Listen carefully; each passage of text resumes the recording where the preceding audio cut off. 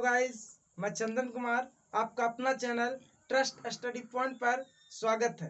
तो आइए आज आप लोग के सामने मैथ का बहुत ही अच्छे सेशन लेकर के आए हैं।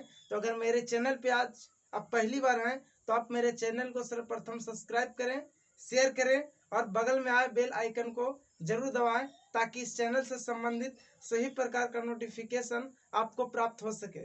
तो आइए आज आप लोग का मैथ में हम बहुत ही अच्छे सेशन त्रिभुज को लेकर के आए हैं। त्रिभुज में भी कौन सा त्रिभुज? समकोण त्रिभुज, जो कि समकोण त्रिभुज बहुत ज़्यादा आते हैं एग्जाम्स में, तो इसी को लेकर के आए हैं। और आप सभी क्लास के लिए बेहद ज़रूरी है, 9th क्लास हो, 10th क्लास हो, इंटरमीडिएट हो या तो कंपटीशन वाले बच्चे हों, सभी के लिए बेहद ज़रूरी है। ये बेसिक चीज़ है, आपको ये बेसिक चीज़ जानना बेहद ज़रूरी है। अगर इस चीज़ को आप जानते नहीं हैं तो आगे का पड़ाव को आप पार नहीं कर सकते। तो इसे पार करना ही होगा, जानना ही होगा। तो आइए समझने का प्रयास करते हैं, है ना, कि किस प्रकार। जैसे आप समझिए,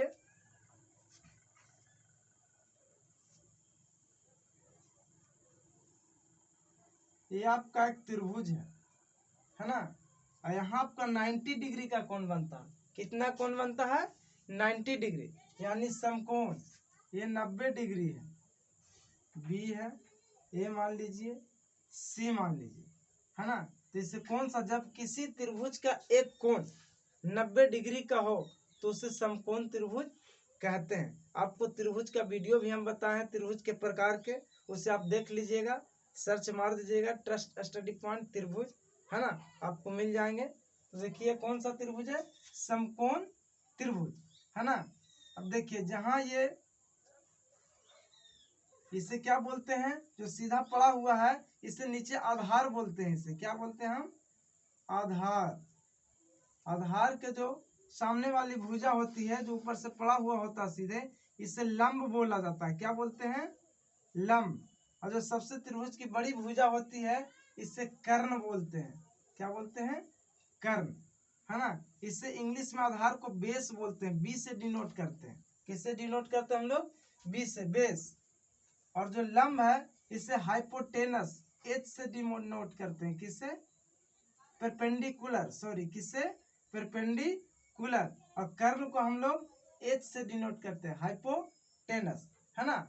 तो एक यूनान के दार्शनिक या गणितज्ञ भी मान लीजिए, वो दार्शनिक भी थे और गणितज्ञ भी थे, पाइथागोरस। कौन थे?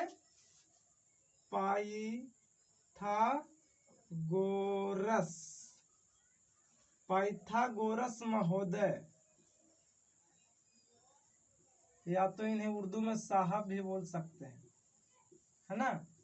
पाइथागोरस महोदय थे। उन्होंने बहुत ही रिसर्च किया इस पे, बहुत ही सत्यापन करने के बाद उन्होंने अंततः निष्कर्ष पर निकले कि इसमें जो होता है समकोण त्रिभुज में, कर्ण का स्क्वायर जो होता है अन्य दो भुजाओं के वर्गों के योगफल के बराबर होता है। अन्य दो भुजाओं के वर्गों के योगफल के बराबर होता है। क्या? कर्ण का स्क्वायर, है ना। तो अन्य दो भुजाएं क्या क्या है? कर्ण तो एक आ ही गया, अन्य दो भुजा लंब और आधार है ना।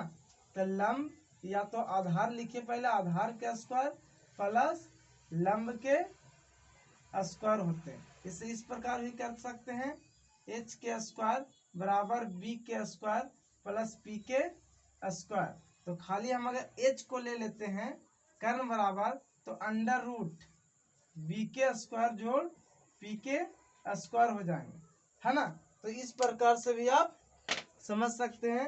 अगर इसे हिंदी में बोला जाए कर्ण बराबर, तो अंडर रूट लंब के स्क्वायर जोड़ आधार के स्क्वायर। अगर कर्ण निकालना हो, त्रिभुज में बहुत क्वेश्चन आता, तो लंब के स्क्वायर जोड़ आधार के स्क्वायर के अंडर रूट। अगर आधार निकालना है आपको, क्या निकालना है? आधार, तो अंडर रूट आपको हो जाएगा सबसे बड़ी भुजा कर्ण के स्क्वायर और माइनस देना है। आधार निकालना है तो यहाँ लंब देना है, लंब के स्क्वायर।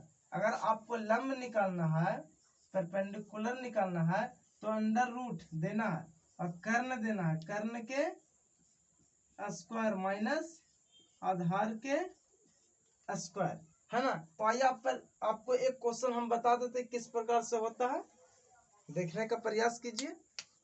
देखिए समकोण त्रिभुज आपका, और ये फिर से आपको दे देते हैं, ये समकोण त्रिभुज है ना, दे दिया आपका समकोण त्रिभुज है, कोई ए बी सी समकोण त्रिभुज, इसका बी समकोण है यानी 90 डिग्री है ना। इसका जो आधार दिया हुआ, अगर यहाँ थीटा है तो सामने वाली भुजा क्या होती है, लंब होती है, क्या होती है, लंब, पी परपेंडिकुलर। इधर क्या होता है, बेस आधार, ये क्या होता है, एच हाइपोटेनस, ये क्या होता है, बेस आधार है ना।